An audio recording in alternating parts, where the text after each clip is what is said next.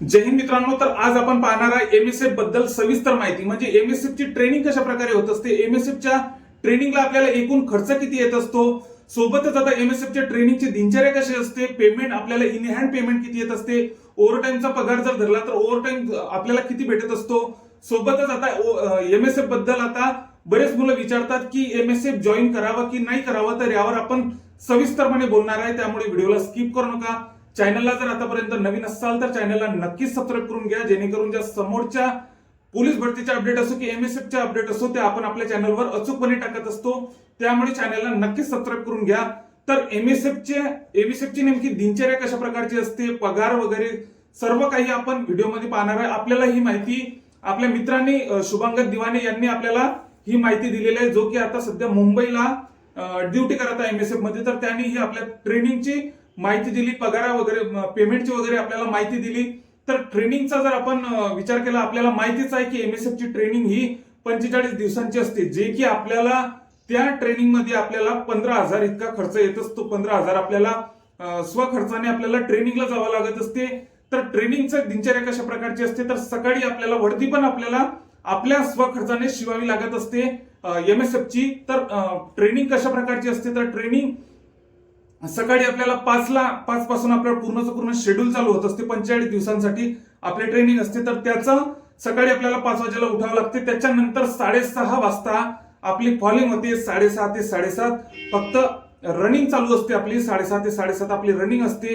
त्याच्यानंतर 1 घंटा पूर्ण रनिंग घेत असतात। सुरुवातीच्या 8 दिवस तर फक्त रनिंगच चालते, पीटी ड्रिल वगैरे काही नसते। 6:30 ते 7:30 रनिंग असते।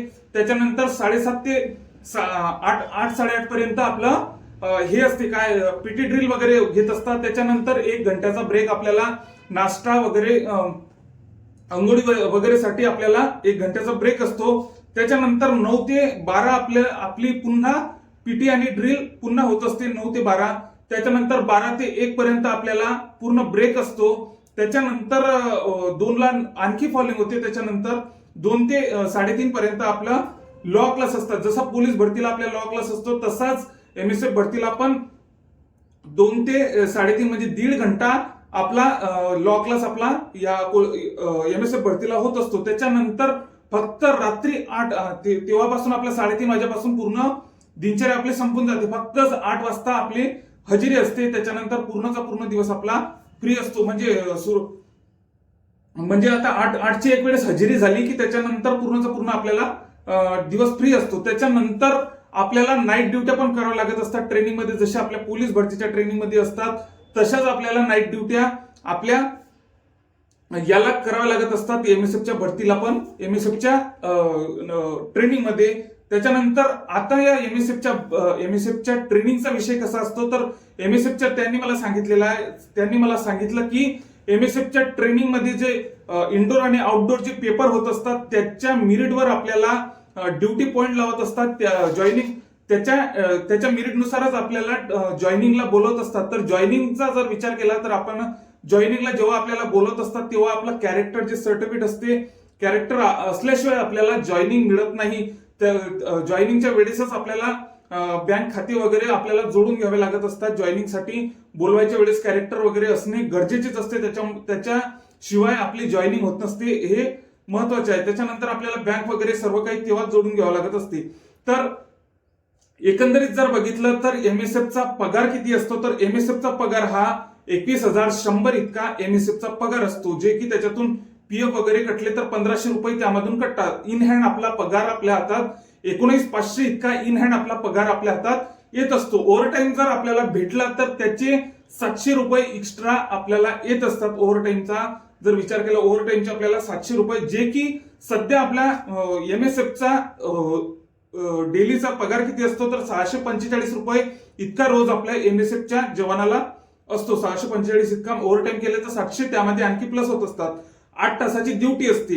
सोबतच आता 11 आणि नंतर ती जे आता आपण ट्रेनिंगला जे 15,000 भरलेले असतात, वर्दीचे पण आपल्याला वापिस भेटत असतात पैसे। आणि जे 11 महिन्याचा जेव्हा आपला कॉन्ट्रॅक्ट पूर्ण होऊन जात असतो एमएसएफचा, तर त्याच्यानंतर आपण जे ट्रेनिंगला 15,000 भरलेले असतात, त्याच्यापैकी 5,000 आपल्या अकाउंटला येत असतात। तर अशा प्रकारे आपल्या एमएसएफ ची ट्रेनिंगची दिनचर्या वगैरे असते. पगार आपण सांगितलं जा की पगार 21,100 इतका आपल्याला पगार येत असतो. इन हँड आपल्याला 19,500 इतका एमएसएफ ला पगार येत असतो. तर आता एमएसएफ जॉईन करावं की नाही करावं हा बऱ्यापैकी मुलांचा हा प्रश्न असतो. तर एकंदरीत जर सांगायचं झाल्यास तर एमएसएफ जॉईन करावं की हा मुळात तुमचा प्रश्न आहे.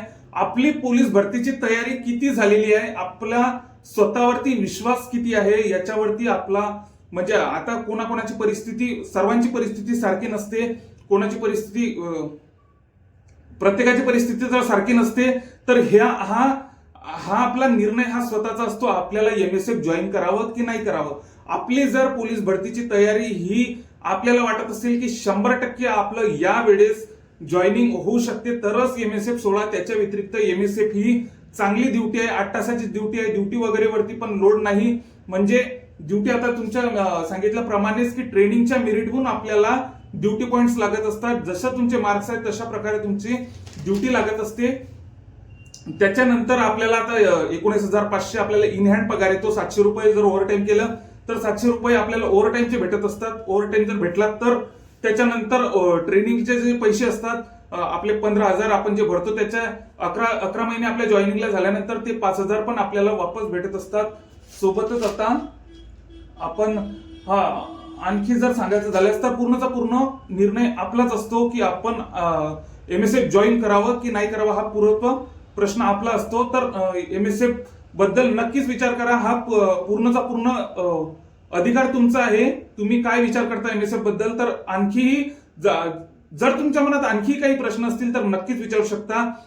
मला जितकी माहिती आहे तितकी मी तुम्हाला देण्याचा प्रयत्न करणार आहे. सोबतच माझा मित्र पण तुम्हाला एमएसएफ ला सध्या जो जॉईन आहे तो तुम्हाला रिप्लाय नक्कीच देईल. तुमच्या मनातील ज्या शंका असतील त्या नक्कीच तुम्ही कमेंटमध्ये विचारा. सोबतच चॅनलला सबस्क्राईब करा व इतर मित्रांना पण शेअर करा. जय हिंद.